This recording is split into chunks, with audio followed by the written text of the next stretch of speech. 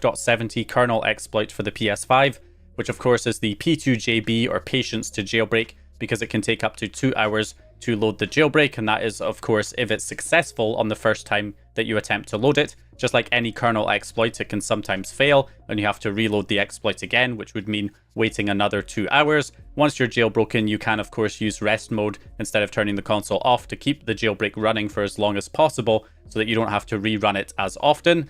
But that's the situation at the moment. We can jailbreak up to firmware 12.70 with this exploit. It has a number of other benefits, being able to be chained with the other userland exploits that are released. So not just Star Wars Racer Revenge, but many other userland exploits will get support to load this jailbreak, like the YouTube jailbreak up to 12.40. And then of course, we've also got YARP and many other userland exploits that could be chained with this. And then of course, people up to 12.0 will be able to use this kernel exploit to then unpatch the Blu-ray jailbreak, so you guys can then use the older Poops kernel exploit to jailbreak up to 12.0 with a Blu-ray disc without needing Star Wars Racer Revenge to unpatch it. And then that way you can just jailbreak within a few seconds up to 12.0 with a Blu-ray disc.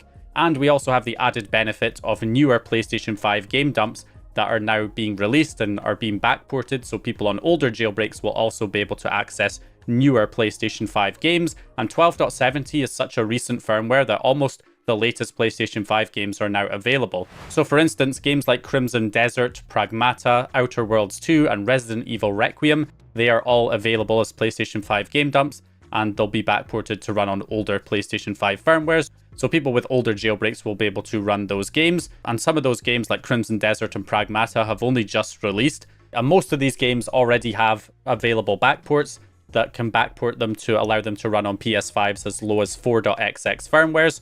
So you're really eating good if you have a 4.xx firmware with the recent Linux release, and now you're able to play all the latest PlayStation 5 games that are normally only available up to 12.x firmwares. You can now run them with backports on your 4.x firmware. So it definitely seems to be true that good things come to those who wait.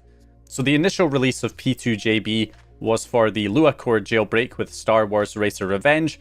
However, now it looks like we're going to be getting a Lua Loader version, which uses the Artemis Lua Loader with the Japanese games to load the jailbreak.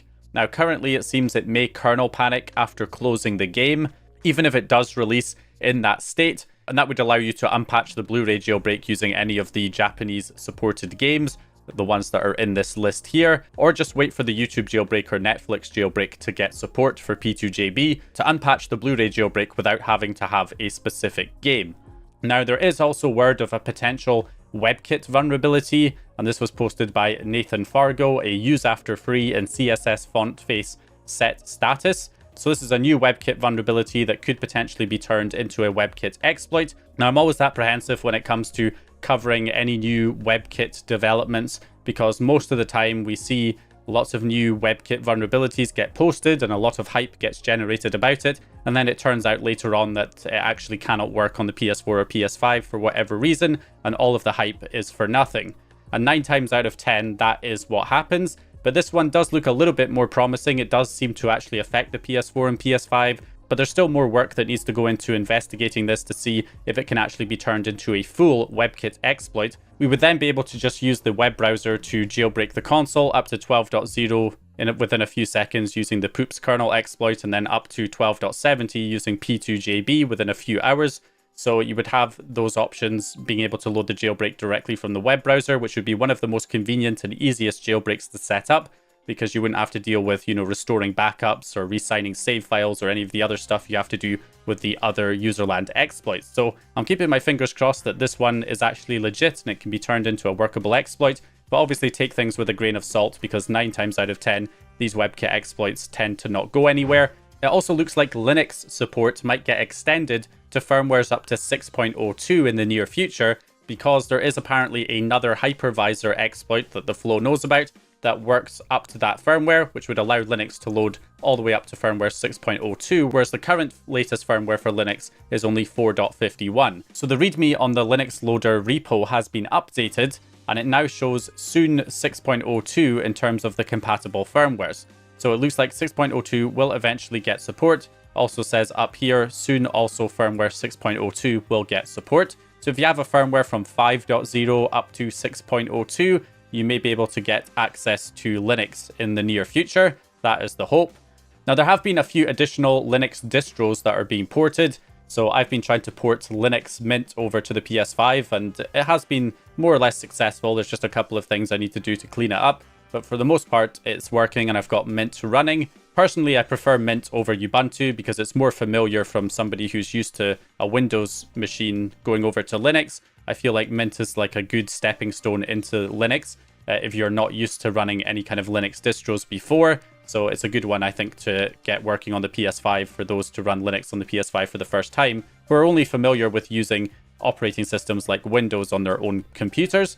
So I went ahead and ported that over as well. And I've seen that there's also Kashi OS has been ported too.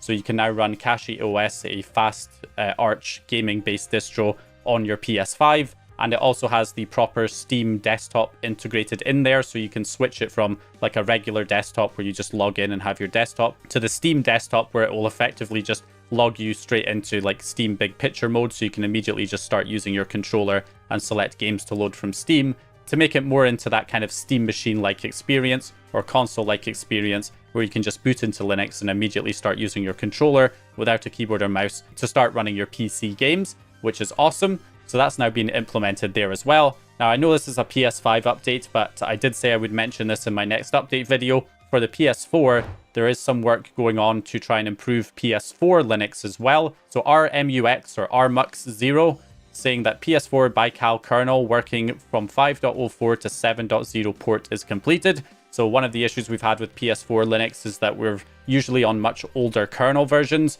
But now we have a port of the 7.0 version of the Linux kernel working on the PS4 and trying to improve the Baikal Southbridge support as well on the PS4 because that's one that tends to have less support for a lot of things that don't work on that particular Southbridge. So PS4s that have a Baikal Southbridge tend to have a worse Linux experience. So we can see here we've got GPU, frame buffer, and HDMI, USB, SATA HDD, BD, and Wi-Fi and Bluetooth working, LED fan and power all working. And he says, huge thanks to anyone who sat through the debugging.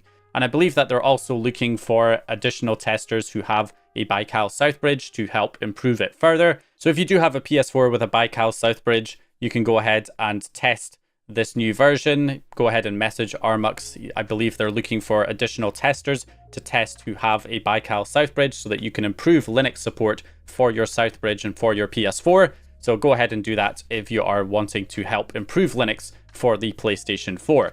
So anyway, that's going to basically do it for this video. Hope you guys enjoyed this one or found the information useful. If you did, please leave a like and subscribe. And as always, I will hopefully see you guys in the next.